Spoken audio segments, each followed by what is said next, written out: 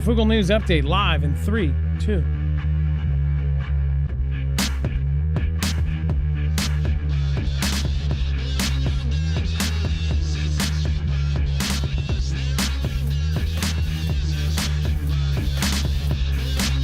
All right, what is going on, guys? It is Adam A.K. Marf, and this is Marfoogle News. Pickaxe Mountain, Iran's new hidden nuclear fortress. Of course, if you haven't seen all of the hubbub about, of course, whether they damaged this thing, whether, of course, they have more capabilities that we don't know about, that all of these strikes that caused so much controversy in the first place, did it actually do the damage that they think they did?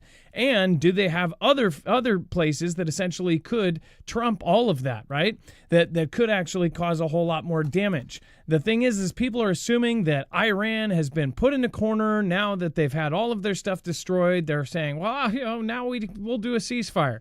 When many of us believe that there is something much bigger at plan, that it's not just Iran that we're worried about, it's Iran coordinating secretly with other adversaries and, ready to actually do some sort of other cooperative and covert strike, something that, really nobody is going to expect. That's what they've been planning for over a decade, so I'd assume that that's not going to stop anytime soon.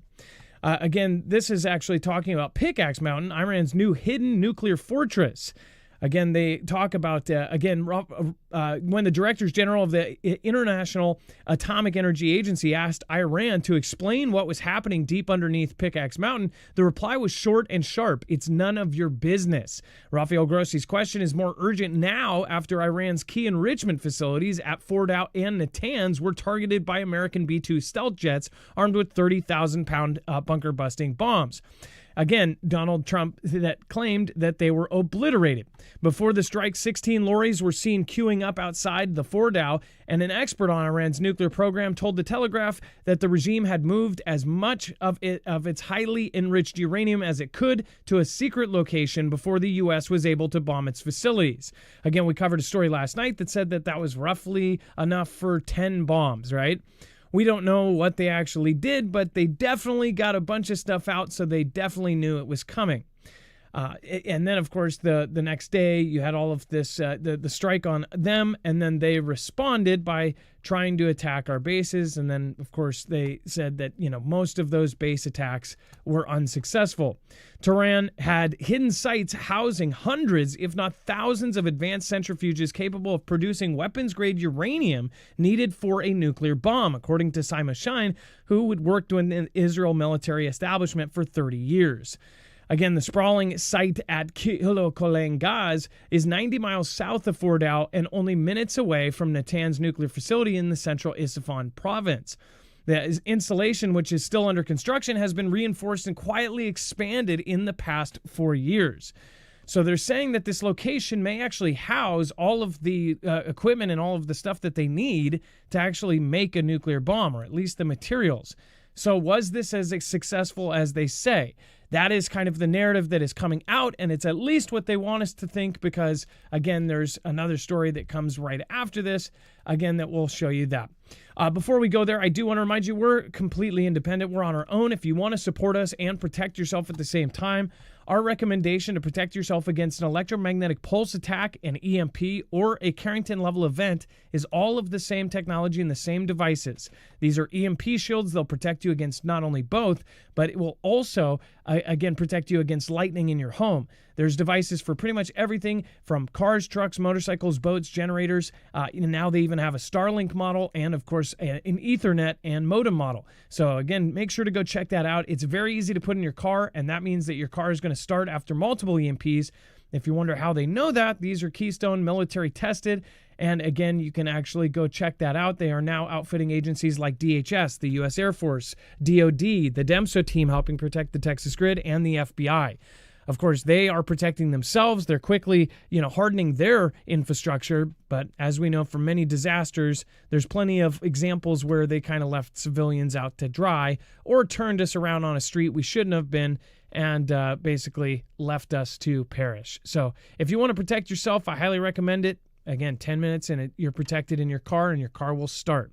Marfooglenews.com/EMP, and make sure to use the code MARF to save $50 off per device and help our channel out at the same time. Let's bring in my co-host / internet brother, Dex James. What is going on and how are you doing today? Hello, Adam, and hello, Google fam. I'm doing just fine.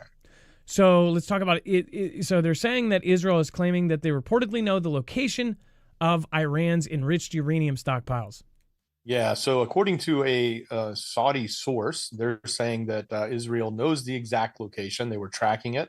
They know where the stockpiles are. They do claim that the majority of the stockpile is buried underground in that rubble from Fordo. But what they did get out, they claim that they've been monitoring it. They know exactly where it is. So they've been monitoring the status. They didn't say where it is. We could suspect maybe it was on its way, or it's at Pickaxe Mountain, or maybe it's someplace else. But they said that they've been monitoring it. According to a spokesperson, there is closely monitoring the possibility of them moving that uranium and from the damaged site or other sites as well. Anything that was in any of the sites, for that matter, they have been tracking it. The other thing is that they also said that the claim that they, just because they know where it is, they're not necessarily going to target it because they want to avoid a nuclear catastrophe. So you can imagine if they were to actually take out that material, if it's above ground, that would create a very nasty residual effect for the environment and everybody in that area. And then we have a third piece here. Again, this is this. So there's a big controversy whether there was damage or not. There was a leak that came out that essentially said that they were not sure, that the Defense Intelligence was not sure if there was such a severe damage to the actual sites. Now, what they are saying, they're stating that this was taken out of context, or essentially that they didn't get the full story. Again, they said CIA can confirm the body of credible intelligence indicates Iran's nuclear program has been severely damaged by the recent targeted strikes. This includes new intelligence from an historically reliable and accurate source method that several key Iranian nuclear facilities were destroyed and would have to be rebuilt over the course of years. CIA continues to collect additional. And then there's actually the full statement down here that, let me go all the way down here. Let's see. This is updating the whole time here. Okay. So they're essentially saying that he's essentially saying that they chose not to show you the part where they said, yeah, it could be hardly damaged or it could be severely damaged. That was the original kind of report. They weren't sure at first. Now they're claiming this. The one thing about this is, of course, I've had people say, "Oh, well, no, they took it out of context." Well, they haven't released the full document. We're not seeing the classified documents. We're not seeing classified pictures that they have, or the intelligence that they have, or the people that are talking it. So again, they could be covering their own asses. Maybe they didn't expect that to leak. Are these things really as damaged as they thought? They're essentially the director is saying, hey, the media, they leaked this part, but then they didn't leak the second part of that sentence, right? Which actually does sound like the media, but at the same time, I always wonder, is this some sort of cover-up? Is it as damaged as they thought? Because they would want the civilians and the population to think that everything is destroyed, because then everybody feels it calm and everybody goes about their regular lives again, right? Dex, go ahead.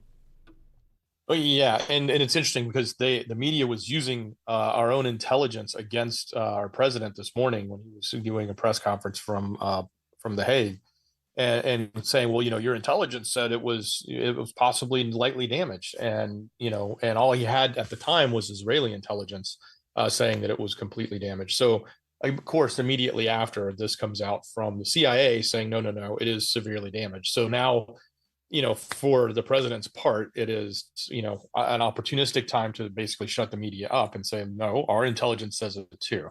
But it is interesting, the timing, but it's also, you got to, the first thing, for what it's worth, the media jumped on the very first piece of unreleased information and only left half of it out so they could make a story on it, like within hours after, the soldiers got back. So I can see where the hubbub is coming from.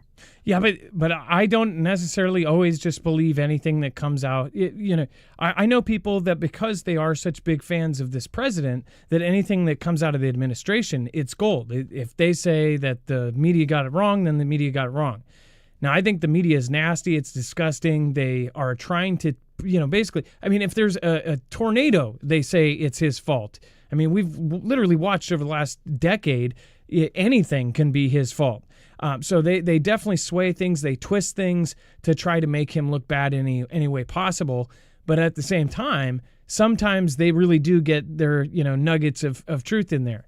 They're still trying to make excuses about the signal thing. In my opinion, yeah, they did screw up on that one. I don't know why they're still talking about it. It's like, it's over with and now it's done. You can't go back in time. But at the same time, in that case, that was kind of dumb. To me, I thought somebody was a traitor. I think that one guy that added the reporter by accident, that doesn't seem right.